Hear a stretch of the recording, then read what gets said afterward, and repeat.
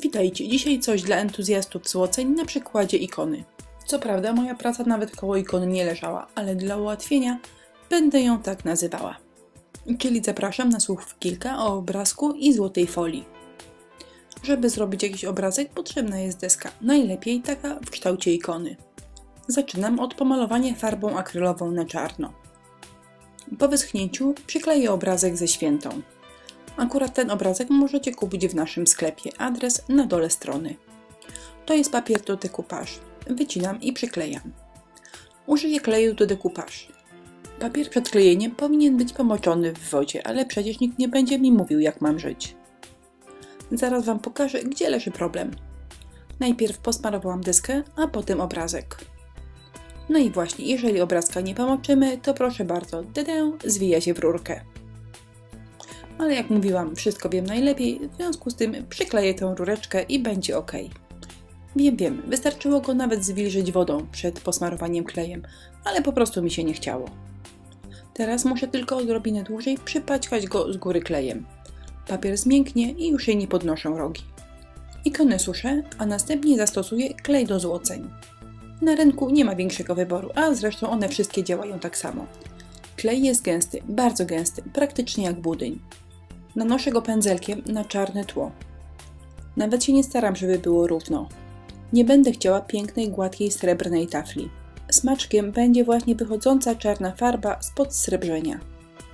Za pół godziny klej jest suchy, ale ciągle lepiący. Palca nie brudzi i wtedy można przykleić folię.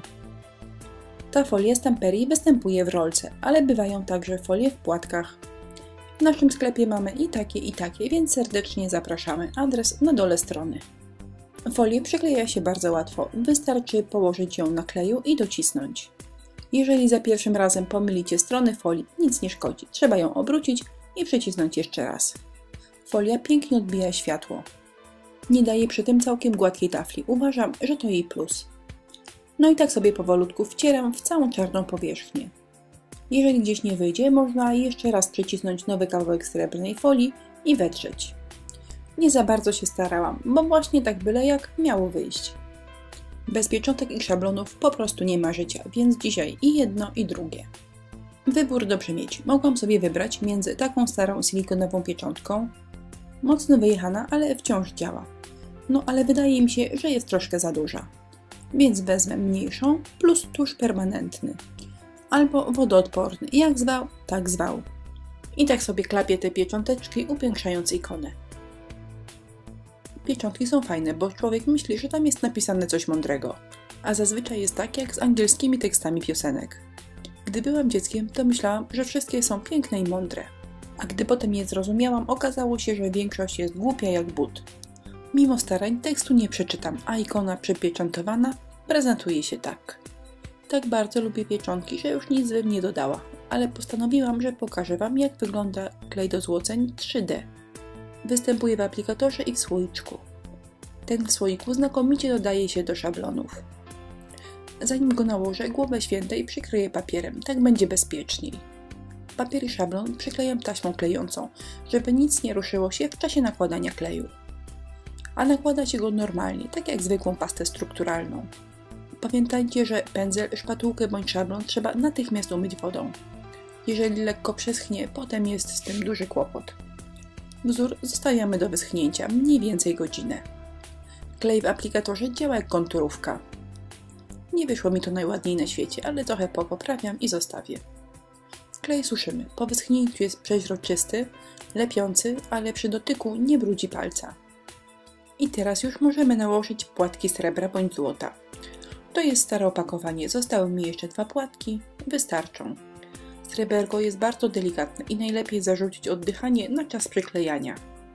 Ja pomagam sobie zwykłą kartką papieru A4. Delikatnym pędzelkiem dociskamy sreberko do kleju. Tam gdzie kleju nie ma, sreberko się po prostu nie przyklei.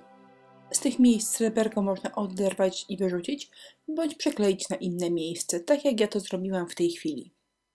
Jeżeli potrzebujemy mniejszy kawałek srebra, należy go pociąć między kartkami papieru. Zobaczcie, nałożyłam płatek na kartkę papieru, kartkę zgięłam i teraz mogę sreberko pociąć. Jedną część pociętego płatka zużyję, a drugą schowam do pudełka i ona mi się przyda kiedyś w przyszłości. Teraz staram się wymieść nieprzyklejone kawałki sreberka z pomiędzy szablonu. Przykleiło się niestety trochę lepiej niż chciałam. Czyli płatki przykleiły mi się także w tych miejscach, w których wcześniej przyklejałam folię. Trudno, widocznie tak miało być. A właśnie, folię przyciętą między kartkami schowam do opakowania i użyję kiedyś w przyszłości do kolejnej pracy. Srebrna folia obecnie prezentuje się tak i wymaga zabezpieczenia. Nadają się wyłącznie takie preparaty, które w swoim składzie nie zawierają wody, czyli lakiery żywiczne bądź rozpuszczalnikowe. To jest lak Anticante, mój ulubiony preparat na bazie żywicy. Jest rzadziutki, przez co bardzo wydajny, a na dokładkę pięknie pachnie. Jak widzicie, trochę przyrzuca srebro, ale mnie się ten efekt podoba. Po wyschnięciu sreberko już jest zabezpieczone i możemy trochę pokombinować. Ja leciutko podmaluję pracę farbą akrylową. Kolor czarny, pędzelek skośny i jedziemy. Nabieram trochę wody i trochę farby, następnie rozblendowuję na pędzlu. A teraz dodam kilka drobiazgów, żeby praca wyglądała ładniej. Po pierwsze ramkę. To jest prosty zabieg, a nasza praca nie wygląda już tak płasko.